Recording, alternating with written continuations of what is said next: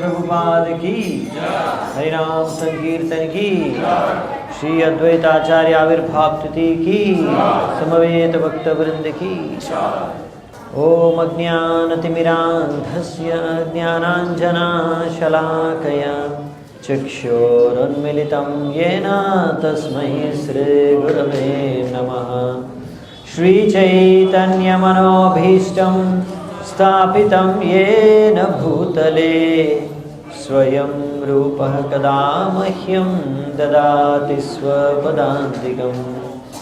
वन्देऽहं श्रीगुरून् श्रीयुतापदकमलं श्रीगुरून् वैष्णवांश्च श्रीरूपं साग्रजातं सहगणरघुनाथान्वितां तं सजीवं साद्वैतं सावधूतं परिजनसहितं कृष्णचैतन्यदेवं श्रीराधाकृष्णपादान् सहगणललिता श्रीविशाखान्वितांश्च नमो ॐ विष्णुपादाय कृष्णप्रेष्ठाय भूतले श्रीमते भक्तिवेदान्त स्वामिनिते नामिने। नमस्ते सारस्वते देवे गौरवाणी प्रचारिणे निर्विशेष शून्यवादी पाश्चात्यदेशतारिणे। नमो महावदन्याय कृष्णप्रेमप्रदायते कृष्णाय कृष्णचैतन्य नामिने गौरद्विषे नमः। हे कृष्णा करुणा सिन्धु दीनबन्धो जगत्पते गोपेश गोपिकान्त राधाकान्त नमोऽस्तुते। तप्तकाञ्चन गौराङ्गी राधे वृन्दावनेश्वरी वृषभानुसुते देवे प्रणमामि हरिप्रिये। नीलाचलनिवासाय नित्याय परमात्मने बलभद्रसुभद्राभ्यां जगन्नाथाय ते नमः। वाञ्छाकल्पतरुभ्यश्च कृपासिन्धुभ्य एव च पतितानां पावनेभ्यो वैष्णवेभ्यो नमो नमः। जय श्री कृष्ण चैतन्य प्रभु नित्यानंद श्री अद्वैत गदाधर श्रीवासादि गौरभक्तवृंद। हरे कृष्णा कृष्ण कृष्णा हरे हरे हरे राम राम राम हरे हरे। आज के खूब विशेष दिन, आज के अद्वैताचार्य आविर्भाव तिथि। अद्वैताचार्य के सबाई जानें अद्वैताचार्य के? अद्वैताचार्य के हाँ अद्वैताचार्य होच्छे महाविष्णु और सदाशिवेर मिलित अवतार। व्रज आवेश रूपत्वद्व्यूहो योऽपि सदाशिवः स एवद्वैत गोस्वामी चैतन्याभिन्न विग्रह। तो এটা গৌরবনন্দ স্তিপিকাতে শ্লোক আছে। সদাশিব উনি ভগবানের এক অবতার ব্রজে, উনি अद्वैताचार्य रूपे এখানে चैतन्य महाप्रभु লীলায় অবতীর্ণ হয়েছেন। तो अद्वैताचार्य जो আছে উনি सदाशिव एवं महाविष्णु। चैतन्य चरितामृते लिखा আছে। तो महाविष्णुर्जगत्कर्ता मायया सृजत्यदः तस्यावतार एवायम् अद्वैताचार्य ईश्वरः। अद्वैतं हरिनद्वैतात् आचार्यं भक्तिशासनात् भक्तावतारमीशं तम् अद्वैताचार्यमाश्रये। माने कि महाविष्णु तो सृष्टिकर्ता, सब सृष्टिकर्ता सारा विश्व উনি ওনার মায়া শক্তির দ্বারা সব সৃষ্টি করে এখানে মায়া জগৎকে এখানে। অদ্বৈতাচার্য ওই মহাবিষ্ণুরই এক রূপ। ওনার নাম আছে অদ্বৈত। অদ্বৈত মানে উনি হরি থেকে, ভগবান বিষ্ণু থেকে অভিন্ন। আর আচার্য, ওনার নাম আচার্য কেন? উনি ভক্তিকে, ভক্তি শাস্ত্রকে প্রচার করে। উনি ভক্তি শাস্ত্রের প্রচারক, শিক্ষক। আচার্য, আচার্য মানে টিচার, ভক্তিকে শেখায় উনি। সেই জন্য ওনার নাম আছে অদ্বৈত আচার্য। আর আমি ওনাকে, ওনার শরণ নেব। ভক্তাবতারম ঈশন্তম অদ্বৈতাচার্যম আশ্রয়ে। তো যেই রকম মহাপ্রভু ভগবান রূপে আসেননি, যেরকম শ্রীকৃষ্ণ স্বয়ং যখন অবতীর্ণ হয়েছে স্বয়ং ভগবান, হ্যাঁ না, ঘোষণা করে উনি অবতার নিয়েছেন। কিন্তু মহাপ্রভু ভক্ত রূপে এসেছেন। ঠিক ওই রকম মহাপ্রভু যেরকম ভক্ত অবতার, ভক্তরূপে অবতার নিয়েছেন, ওই রকম নিত্যানন্দ প্রভু ভক্তরূপে অবতার নিয়েছেন। ওই রকম অদ্বৈতাচার্য ভক্তরূপে অবতার নিয়েছেন। ভক্তাবতারম ঈশন্তম, উনি ঈশ্বর কিন্তু ভক্তরূপে অবতার নিয়েছেন। তো যে মহাবিষ্ণু সদাশিব, উনি দুইজন এখানে মিলে অদ্বৈতাচার্য রূপে অবতার গ্রহণ করেছেন। আর আমি তম অদ্বৈতাচার্য আশ্রয়, আমি ওনার আশ্রয় গ্রহণ করতে চাই। এটা কে বলছেন? চৈতন্য চরিতামৃতকে যে রচনা করেছেন কৃষ্ণদাস কবিরাজ গোস্বামী। কৃষ্ণদাস কবিরাজ গোস্বামী নিজে বলছেন। তো এইভাবে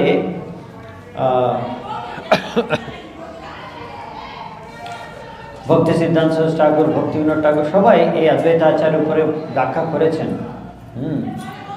তো এই অদ্বৈতাচার্য যে আছে,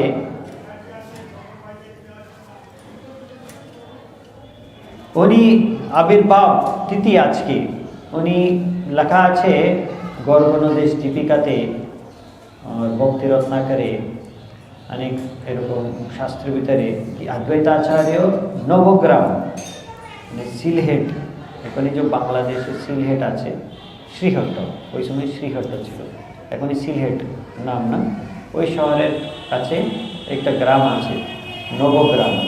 এই নবগ্রামে উনি একটা ব্রাহ্মণ ছিল, ওনার নাম ছিল কুবের পণ্ডিত, আর ওনার স্ত্রী ছিল নাবা দেবী। ওনার পুত্র রূপে আজকে এই মাঘ মাসে, এই সপ্তমী না, আজকে 7th ডে, তো আজকে দিন ওনার আবির্ভাব হয়েছিল।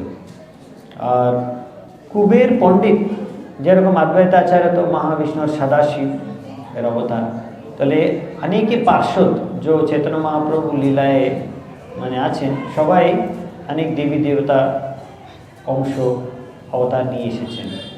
ওই রকম কুবের পণ্ডিত আছে, আসলে কুবের দেবতার কোষাধিকারী কুবের, সবাই জানেন দেবতা কুবেরকে।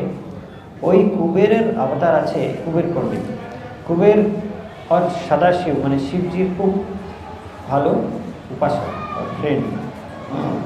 ওনার কৈলাসের কাছেই ওনার ধাম থাকে কুবেরের, যক্ষ লোকের রাজা কুবের। আর এই কুবের এখানে কুবের পণ্ডিত ব্রাহ্মণ রূপে জন্ম নিয়েছেন এখানে, আর ওনার পুত্র রূপে অদ্বৈতাচার্য এখানে আবির্ভূত হয়েছেন। আর এই কুবের পণ্ডিত ছিলেন নরসিংহ দেবের ভক্ত। আর উনি ওনার স্ত্রী দুইজন মানে কৃষ্ণ ভক্ত ছিলেন, ঠিক আছে।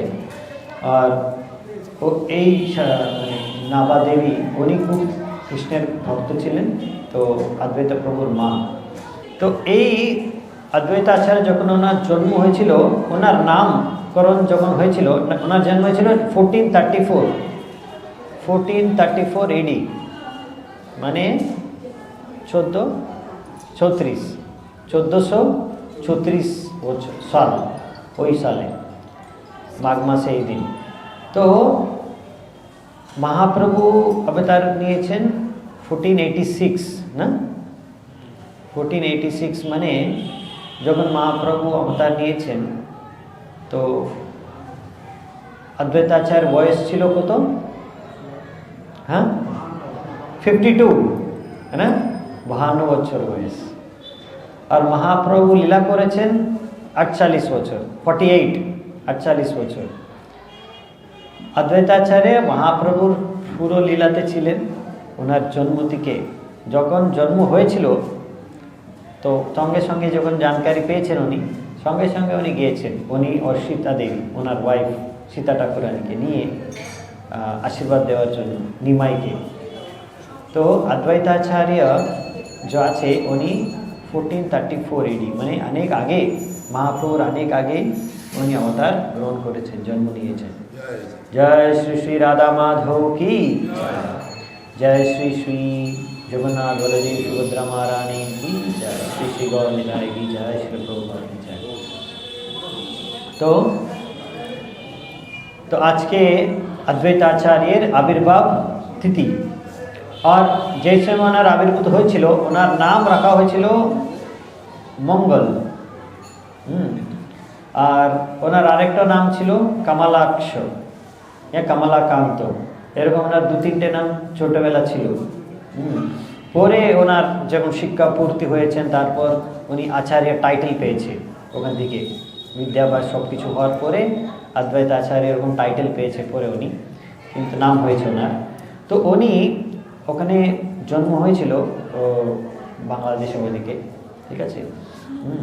তারপর ওখান থেকে উনি ছোটোবেলায় এখানে শিফট হয়েছিল শান্তিপুরে। শান্তিপুর গঙ্গা নদীর ঘাটে উনি বাড়ি করে উনি এখানে বাস করতেন শান্তিপুরে। এখনই ওই জায়গা বাবলা, হ্যাঁ, বাবলা নামে মানে সবাই চিনে জায়গাকে, বাবলা শান্তিপুর। কিন্তু ওই জায়গাতেই অদ্বৈতাচার্যের ঘর।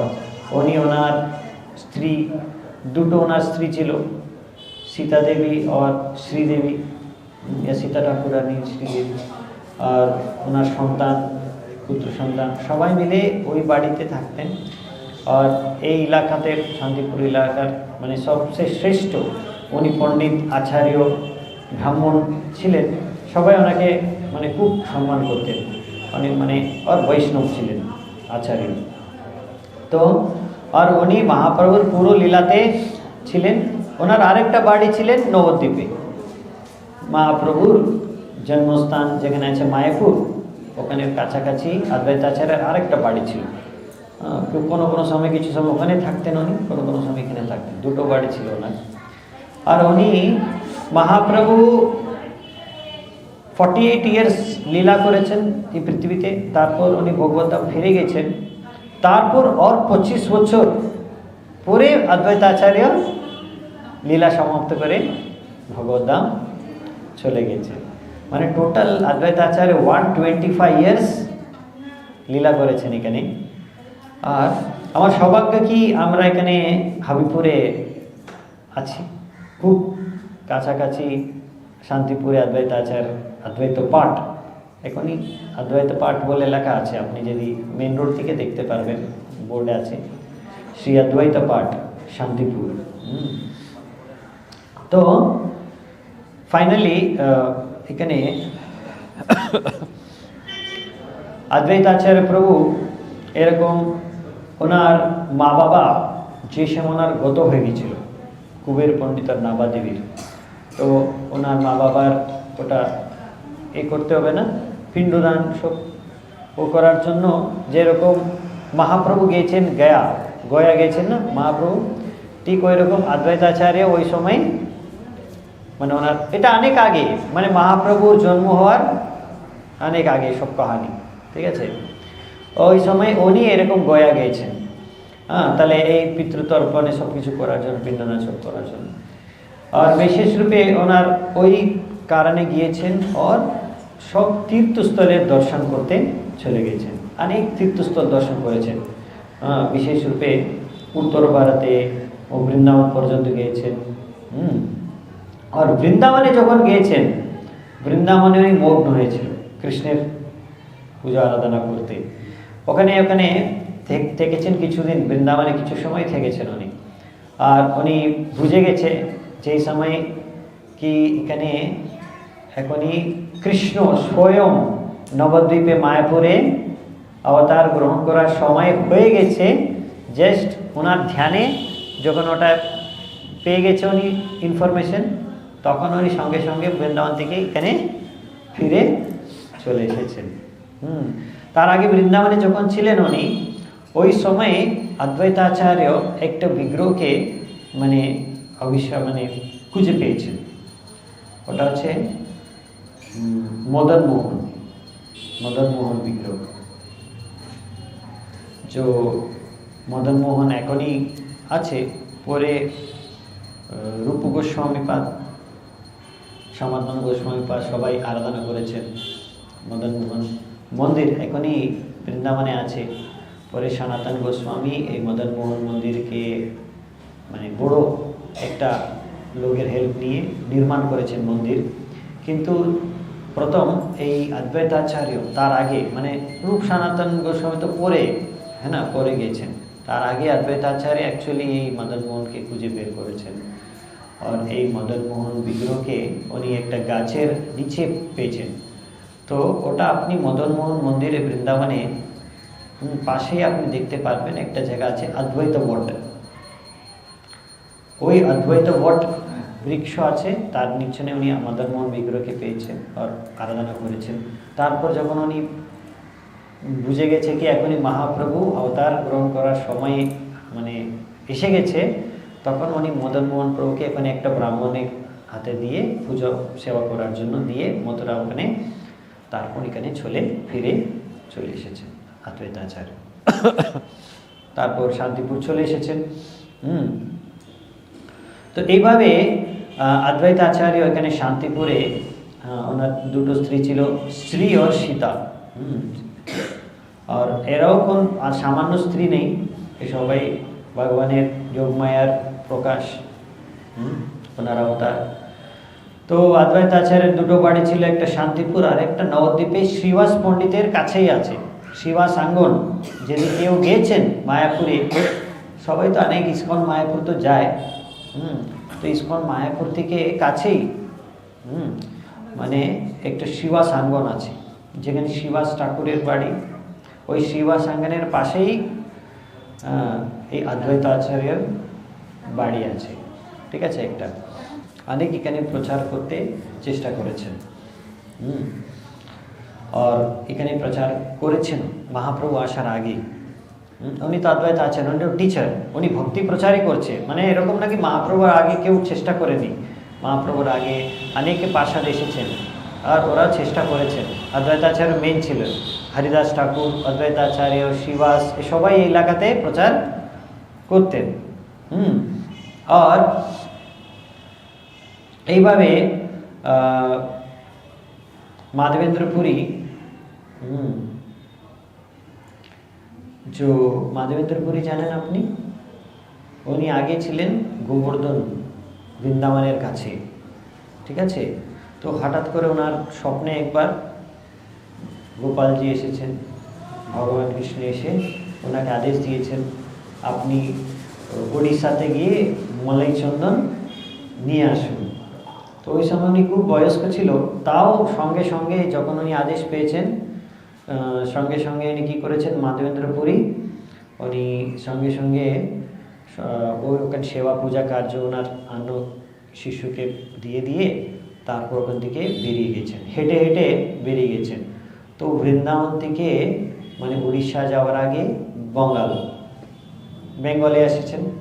আর বেঙ্গলে যেখানে এসেছেন উনি এখানে অদ্বৈতাচার্যের কাছে শান্তিপুরে অদ্বৈত পাঠে গিয়েছেন। ওনাকে দেখে, ওনার ভক্তি প্রেমকে দেখে অদ্বৈতাচার্য খুবই আসক্ত হয়েছেন ওনার প্রতি। ওই সময় উনি মানে নির্ণয় করেছেন এই মাধবেন্দ্র পুরীকে আমি গুরুরূপে স্বীকার করব। তো উনি দেখেছেন এই মাধবেন্দ্র পুরীর কৃষ্ণ প্রেম আছে ওনার ভিতরে এত কৃষ্ণ প্রেম আছে উনি দেখতে পেরেছে। তো তারপর উনি এই জায়গাতে চৈতন্য চরিতামৃতের বর্ণনা আছে, শান্তিপুর আইল অদ্বৈত আচার্যের ঘরে, পুরীরা প্রেম দেখি আচার্য আনন্দ অন্তরে। তো যখন দেখেছেন অদ্বৈতাচার্য মাধবেন্দ্র পুরীর ভিতরে প্রেমকে, ওনার খুব আনন্দ পেয়েছে। তার তাই মন্ত্র লইলা যতন করিনা, চলিলা দক্ষিণে পুরী তারে দীক্ষা দিনা।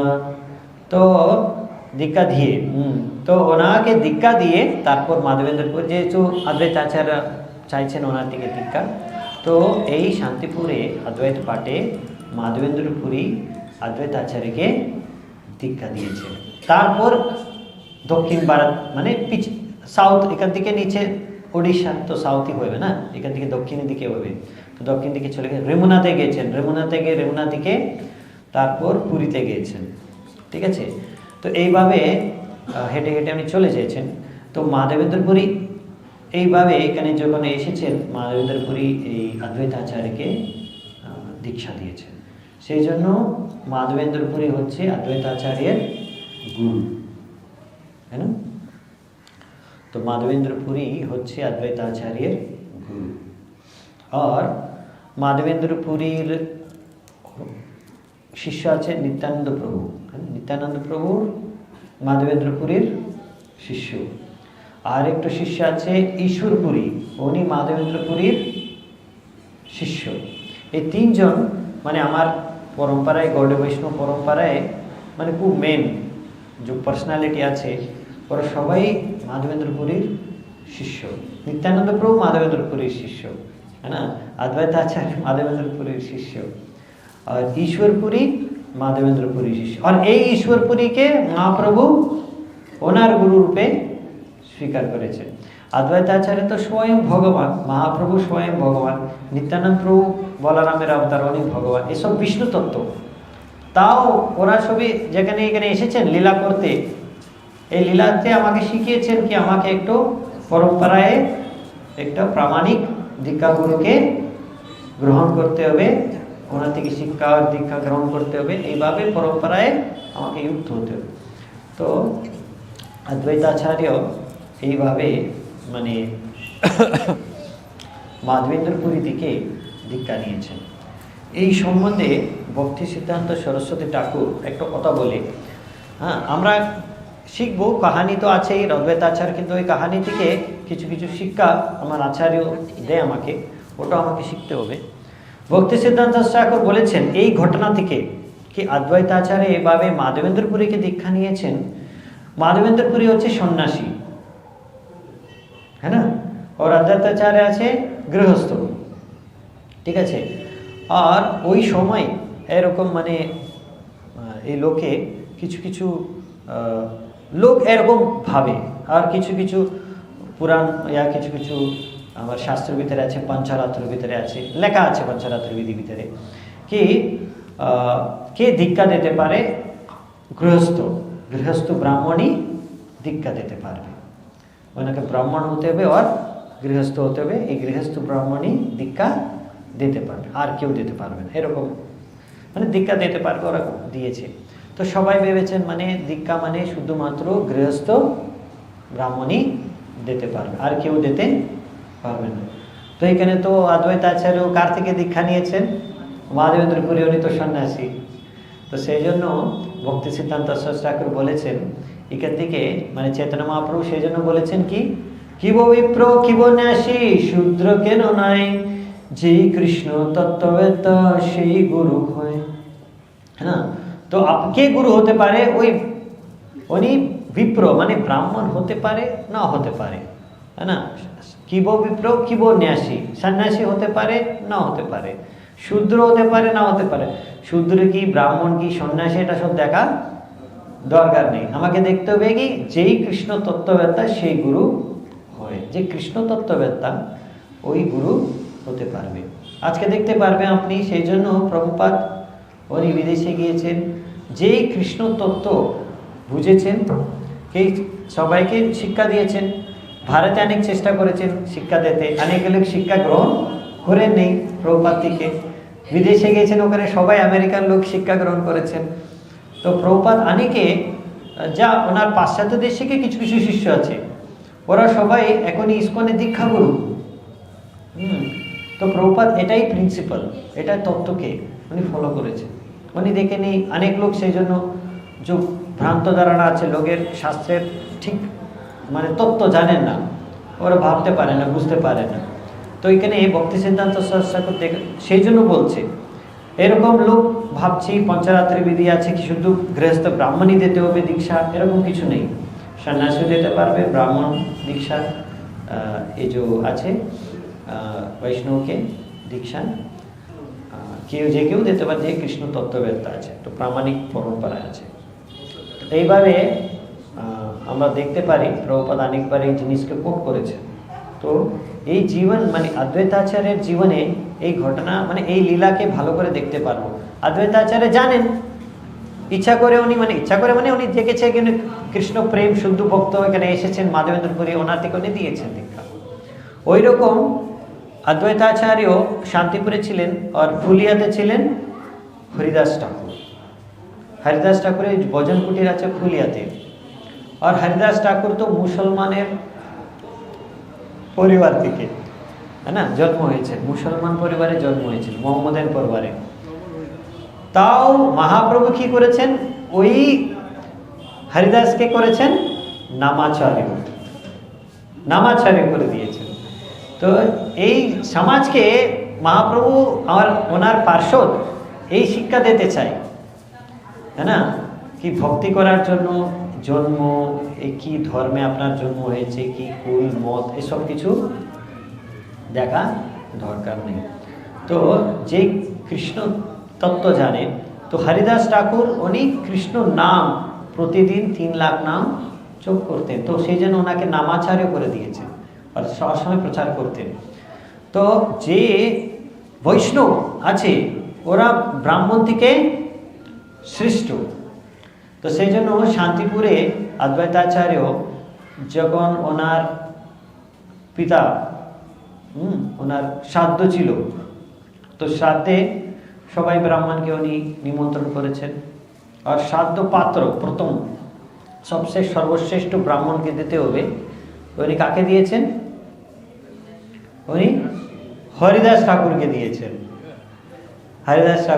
তখন হরিদাস ঠাকুর বলেছেন, আচার্য আপনি তো ব্রাহ্মণ পরিবারে আছে, আর এখানে অনেক ব্রাহ্মণকে এখানে ডেকেছেন আপনি, যদি আপনি আমাকে যদি প্রথম সাধ্য পাত্র দেয় তাহলে সবাই কি বলবে কি আপনার অনেক অসুবিধা হতে পারে, সমাজে তো সবাইকে মেনে চলতে হবে না। তো কিন্তু অদ্বৈতাচার্য এরকম নেই, আমার আচার্য কেউ আচার্য এরকম নেই কি সবাই সমাজে কি ভাবছে ওটাই আমি মেনে চলবো না, শাস্ত্র কি বলছে ওটা মেনে আমাকে চলতে হবে। আর সমাজকে সঠিক শিক্ষা দিতে হবে।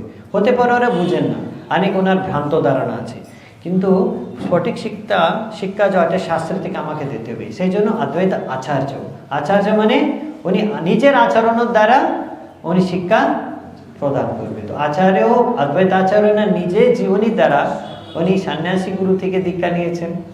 লোক ভাবছে কি শুধু গৃহস্থ থেকে দীক্ষা নিতে হবে, আর তারপর উনি একটু মোহাম্মদন পরিবারে জন্মগ্রহণ করেছেন হরিদাস ঠাকুর, ওনাকে প্রথম শ্রাদ্ধ পাত্রা দিয়েছেন। তো উনি বলেছেন হরিদাস আমি ইচ্ছা করে আপনাকে দিচ্ছি, কেন আপনি সর্বশ্রেষ্ঠ বৈষ্ণব, যে সর্বশ্রেষ্ঠ বৈষ্ণব আপনি আছে, মানে আপনাকে আমি শ্রাদ্ধ পাত্র প্রথম দিচ্ছে, মানে আমি কোটি কোটি ব্রাহ্মণকে আমি দেব এই প্রসাদ, মানে তার থেকে বেশি ফল আপনাকে এককে দিয়ে আমি হাজার হাজার কোটি কোটি ব্রাহ্মণকে দেওয়ার ফল পেয়ে যাব। এটা সব ব্রাহ্মণকে বুঝতে হবে, সেই জন্য আমি ওনাকে বোঝানোর জন্য আপনাকে দিচ্ছি প্রথম পাত্র। তো আচার্যের মেন উদ্দেশ্য আছে প্রচার করা, প্রপার শিক্ষা দেওয়া। এখনই আজকেই মানে অনেকে লোক এরকম ভাবে বৈষ্ণব দীক্ষা মানে কোনো না কোনো গৃহস্থ যে ওই ধারাতে এসেছে ওনার থেকে নিতে হবে, কিন্তু এরকম কিছু নেই। সেই জন্য যখন প্রভুপাদ অনেক বিদেশি লোককে দীক্ষা দিয়েছেন, মানে ওনাকে গুরু বানিয়েছেন, তো অনেকে লোক আর আপত্তি ছিল, অনেকে লোক আপত্তি করেছেন। প্রভুপাদ অনেকবার নিজেই বলেছেন, হ্যাঁ কিছু কিছু লোক এর অসুবিধা হচ্ছে, কিছু কিছু লোক খণ্ডন করছে, কিন্তু প্রভুপাদ ক্লিয়ার বলেছে আমরা মহাপ্রভুর ধারা, আমরা মহাপ্রভুর পরম্পরাকে আমরা অনুসরণ করি, পালন করি। তো মহাপ্রভু এরকম কোনো ভেদভাব কোনো সময় করেনি। হ্যাঁ, শুধু মহাপ্রভুই নেই, আমার সব আচার্য, মধ্বাচার্য, হ্যাঁ, রামানুজাচার্য, এরকম সব বড় বড় আচার্য যত আছে, কেউ আচার্য এরকম কোনো জন্মকুল মত এটা নিয়ে কাউকে ভেদভাব করেনি। সবাইকে শিক্ষা দিয়েছেন, সবাইকে ভক্তি করতে সুখ দিয়েছেন। আর বৈষ্ণব হওয়ার জন্য যে কেউ হতে পারে, এরকম কোনো কন্ডিশন নেই কি শুধু ব্রাহ্মণই হতে হয়। তো এই জিনিসকে একটু স্পষ্ট করেছেন। তো মাধবেন্দ্র পুরী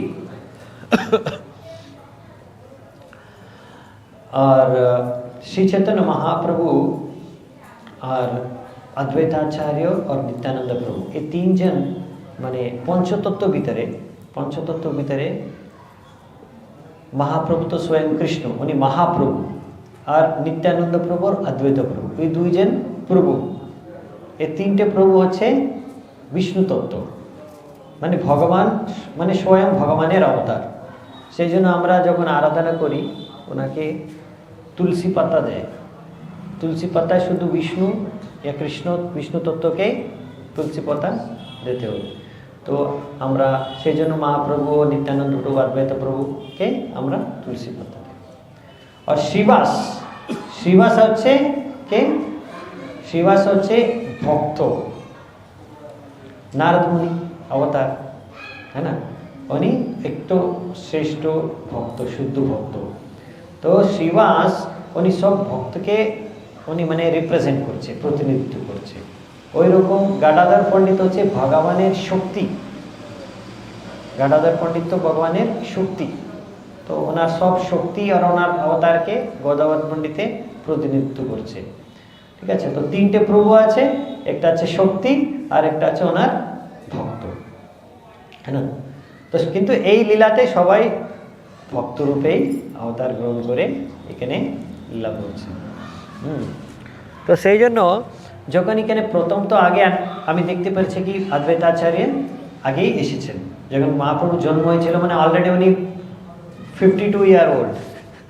তো মহাপ্রভু আসার আগে অদ্বৈতাচার্য অনেক চেষ্টা করেছেন, অদ্বৈতাচার্য হরিদাস ঠাকুর প্রচার করতে অনেক চেষ্টা করেছেন, কিন্তু যতই প্রচার হরিদাস ঠাকুর প্রচার করেছেন, কি হয়েছে, ওনাকে 22 মার্কেটে চাবুক দিয়ে মারতে হয়েছিল।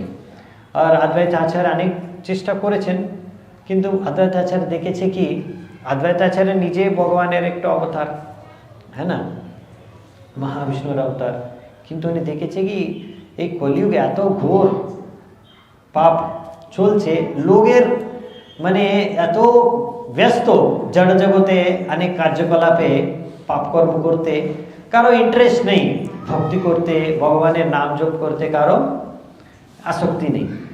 তো সেই জন্য অদ্বৈতাচার্য ভেবেছেন আমার দ্বারা হচ্ছেন না, এই সবাইকে ভক্ত বানানো আমার দ্বারা হচ্ছেন না, আর মানে একটু ভগবানের মানে অন্য কোনো মানে ভগবান কৃষ্ণ হচ্ছে পূর্ণ পুরুষোত্তম ভগবান, পূর্ণ পুরুষোত্তম ভগবান থেকে অনেক অবতার হয়, বিষ্ণু অনেক ওনার অবতার হয়, তো অনেক অংশ প্রকাশ এসব হয়। তো অদ্বৈতাচার্য ভেবেছেন আর কেউ অন্য অবতার এসে লোককে, কলিযুগ লোককে উদ্ধার করতে পারবেন না, ওনাকে ভক্তি শেখাতে পারবেন না, স্বয়ং কৃষ্ণকেই, পূর্ণ পুরুষোত্তম ভগবান স্বয়ং কৃষ্ণকেই আসতে হবে, আর কারো দ্বারা এটা সম্ভব হবে না। তো সেই জন্য উনি শান্তিপুরে যখন এখানে বাস করতেন, প্রতিদিন গঙ্গা জল নিয়ে ওনার কাছে শালিগ্রাম শিলা যে ছিল, যে উনি আরাধনা করতেন, শালিগ্রাম শিলাকে গঙ্গা জল দিয়ে তুলসী দল দিয়ে উনি প্রার্থনা করতেন, জোরে জোরে প্রার্থনা করতেন, এত জোর প্রার্থনা করতেন কি মহাপ্রভু মানে কৃষ্ণকে ডাকতেন উনি, কি আমি আর দেখতে পারছেন না এখানে কলিযুগের লোককে এতগুলা সবাই নরকে চলে যাচ্ছে, যেমন ভাবে পাপ কার্যে যুক্ত আছে নরকে চলে যাচ্ছে, আর ওনাকে উদ্ধার করার জন্য আপনাকে আসতেই হবে, আর কোনো উপায় নেই। তাহলে আর সেই জন্য মহাপ্রভু যখন এখানে এসেছেন অবতার গ্রহণ করে, তো অদ্বৈতাচার্যকে বলতেন আপনি আমাকে ডেকেছেন সেই জন্য আমি এসেছিলাম। হ্যাঁ, তো সেই জন্য একটা কারণ মানে মহাপ্রভু কেন অবতার গ্রহণ করেছেন, অদ্বৈতাচার্য ওনাকে ডেকেছেন, ডেইলি পুজো করে ডেকেছেন। এক শাস্ত্রের ভিতরে অদ্বৈতাচার্য পড়েছেন এই জিনিসকে, যদি কেউ এরকম শালিগ্রাম শিলাকে গঙ্গা জল দিয়ে তুলসী জল দিয়ে আরাধনা করে প্রার্থনা করে ভগবান ওনার প্রার্থনা স্বীকার করবে, তো সেই জন্য উনি এরকম প্রার্থনা করেছেন। হ্যাঁ, তো এইভাবে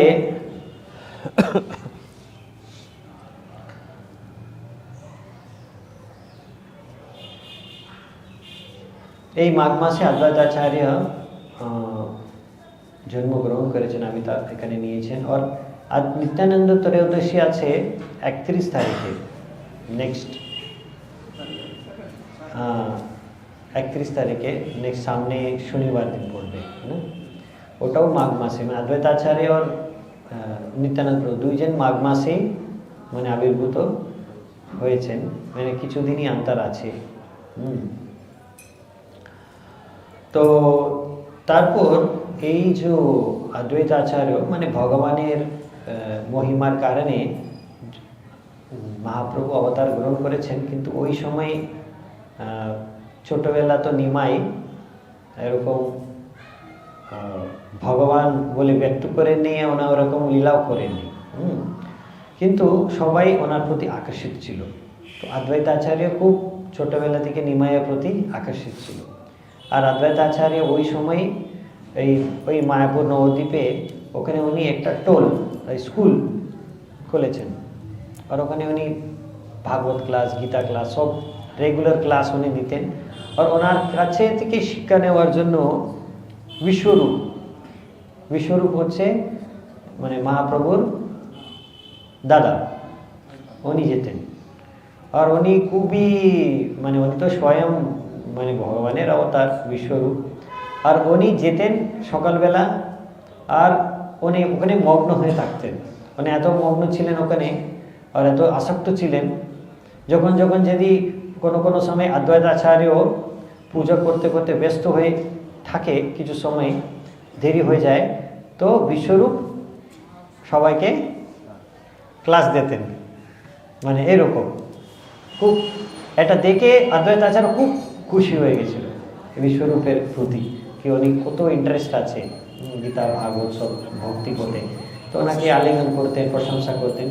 তো বিশ্বরূপ খুব প্রিয় হয়ে গেছিল অদ্বৈতাচার্য।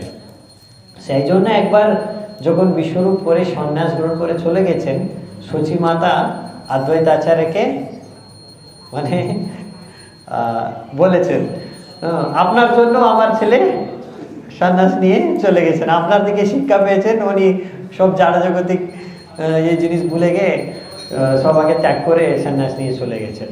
তো এরকম মানে বলতেন, মানে নিন্দা করতেন, অদ্বৈতাচার্যকে নিন্দা করছেন।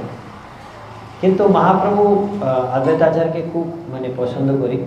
আর এই সময় মহাপ্রভু তো ছোট ছিল নিমাই, যখন বিশ্বরূপ এখানে অদ্বৈতাচার্যের কাছে ক্লাস করতে যেতেন ওনার স্কুলে, তো ওনার মা সচী মাতা নিমাইকে পাঠাতেন লাঞ্চ টাইমে, যখন লাঞ্চ টাইম হচ্ছে মানে দুপুরবেলা খাবার জন্য ডাকতে নিমাইকে পাঠাতেন, গিয়ে দাদাকে ডেকে আসুন প্রসাদের খাওয়ার জন্য।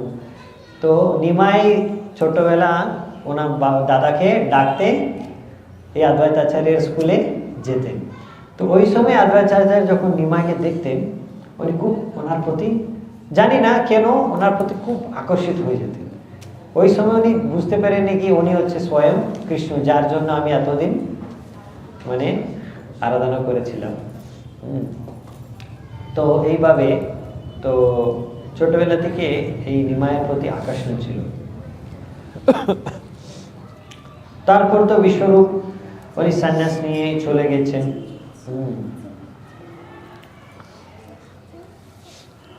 এইভাবে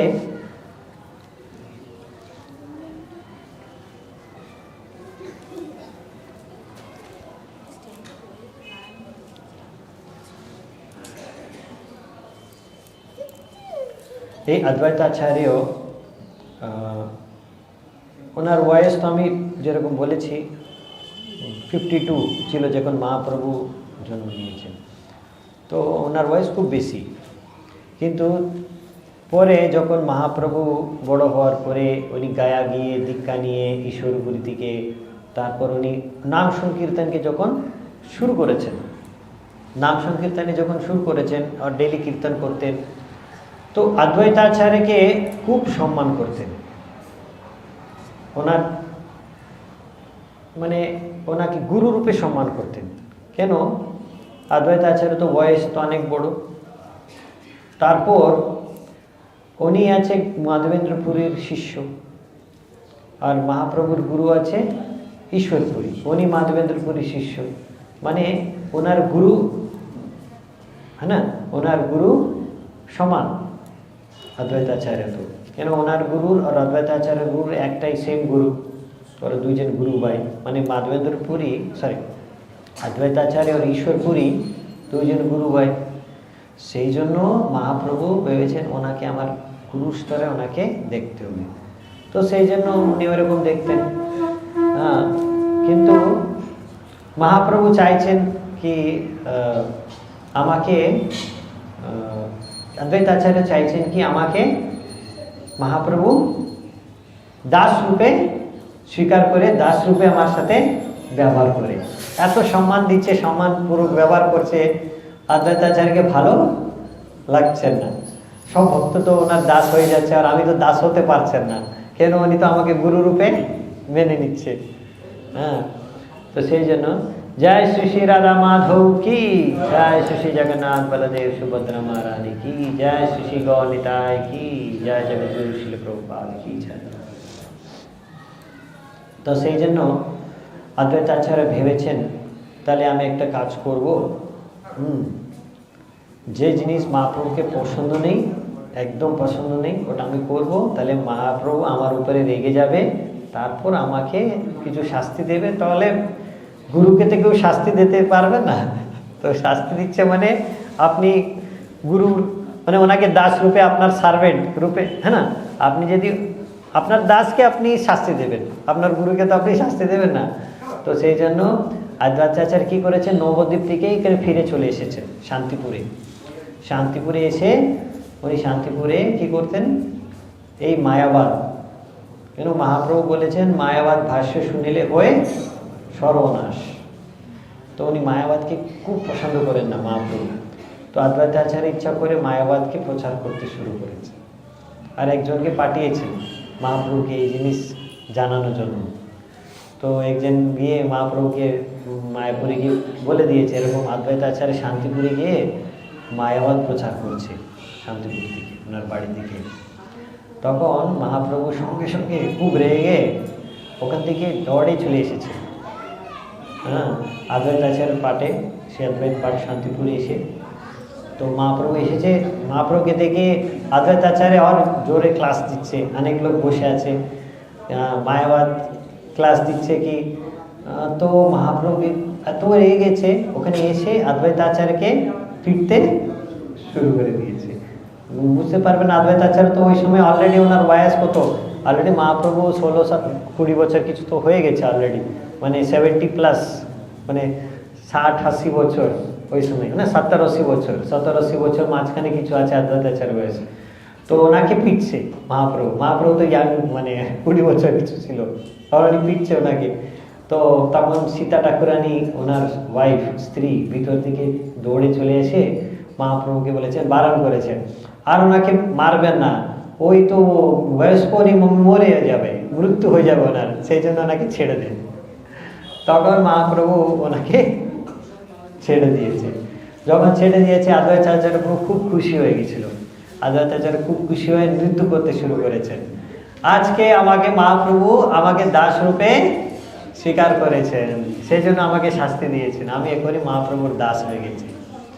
তো অদ্বৈতাচার্য সেই জন্য একটা মহান ভক্ত, মহাপ্রভুর মহান ভক্ত।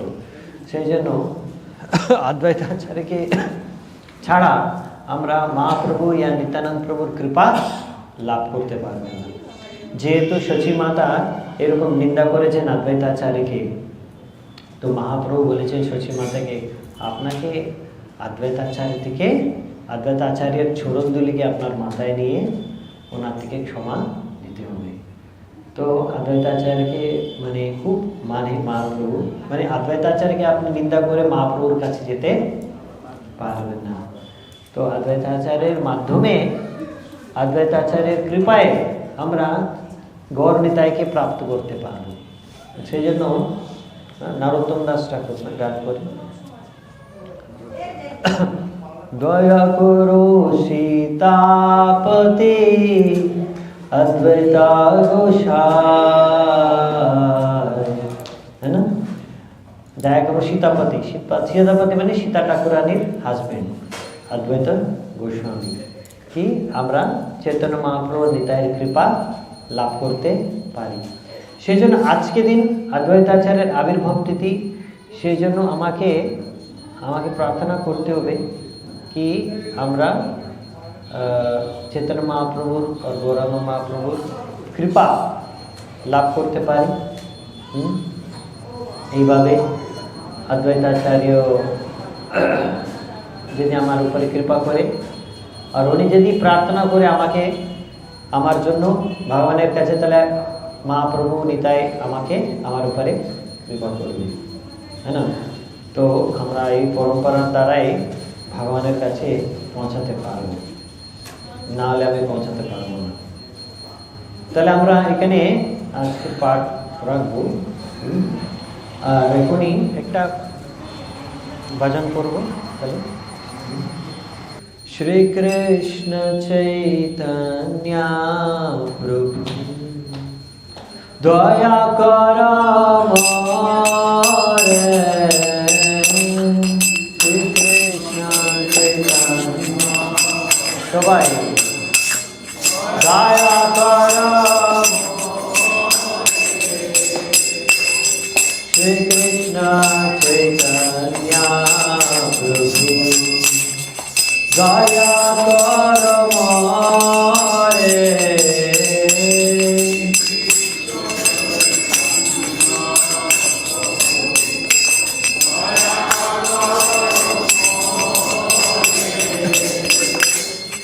তোমা বিনা কে দয়ালু জগত সংসারে,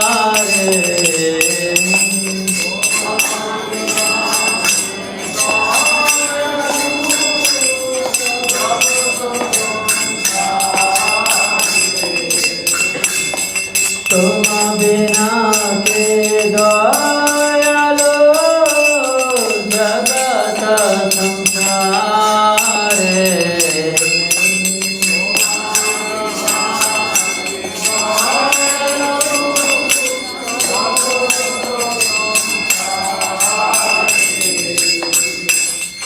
পতিত পাবনা হেতু তব অবতার,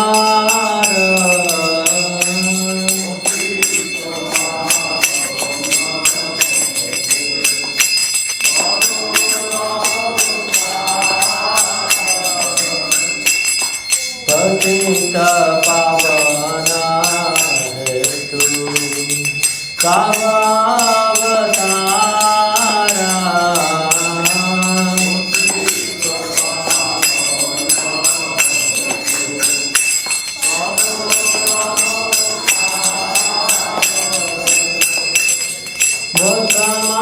পতিতা প্রভু না পাইবে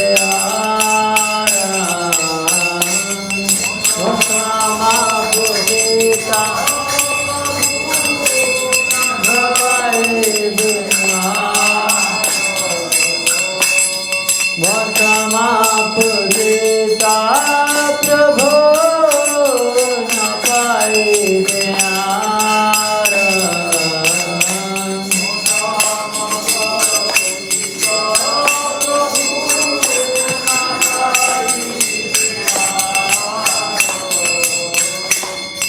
महाप्रभु नित्यानंद प्रेमानंद सुखी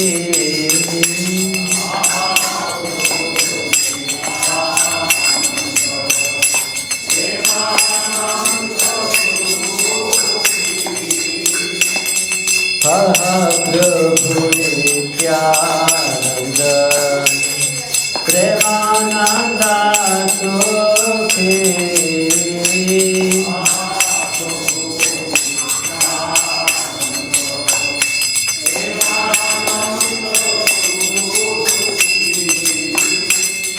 कृपा बलकाना करो आमी बड़ दुखी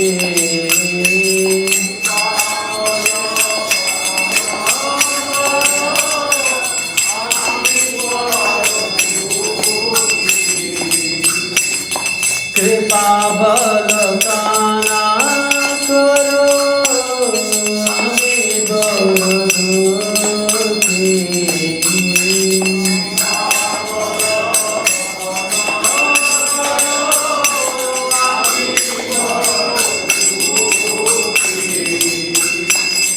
दया करो सीतापति अद्वैत गोसाई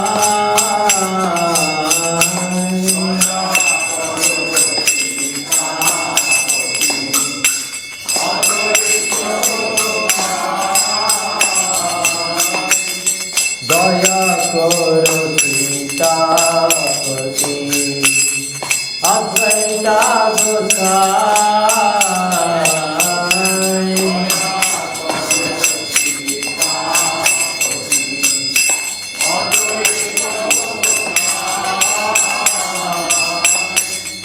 तब कृपा बल पाए चैतन्य निताय तब कृपा बल पाए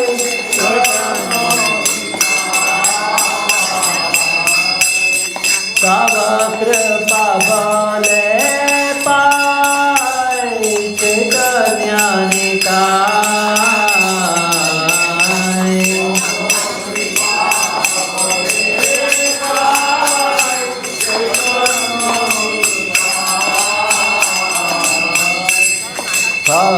स्वरूप सनातन रूप रघुनाथ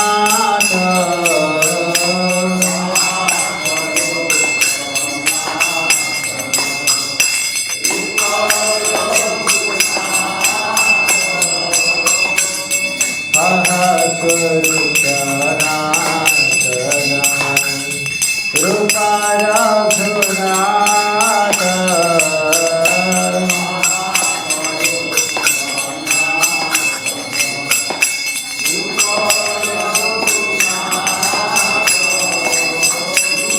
भट्ट जुगा श्री देवा प्रभु लोकनाथ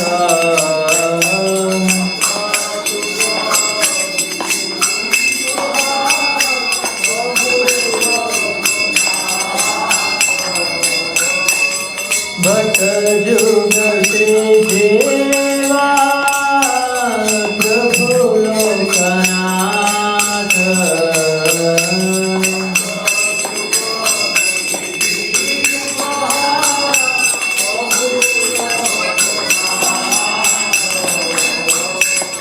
दया करो श्री आचार्य प्रभु श्रीनिवास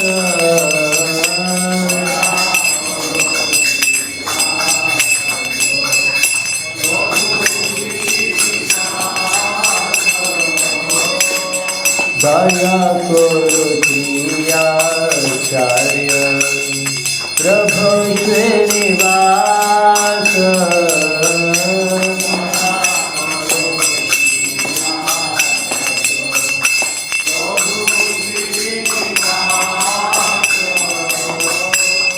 रामचंद्र संगा मागे नरोत्तम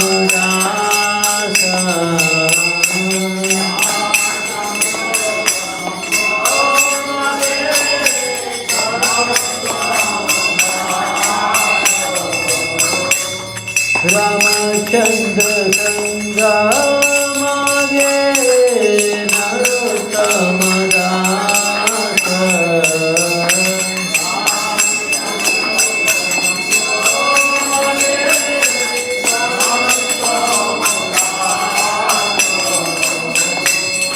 हरे कृष्णा कृष्णा कृष्णा हरे हरे हरे राम राम राम हरे हरे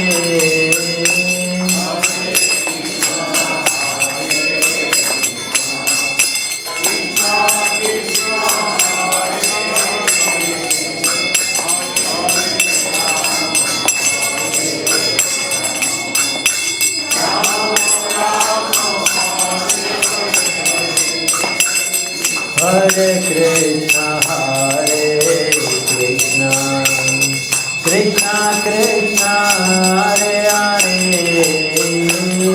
हरे राम राम राम हरे हरे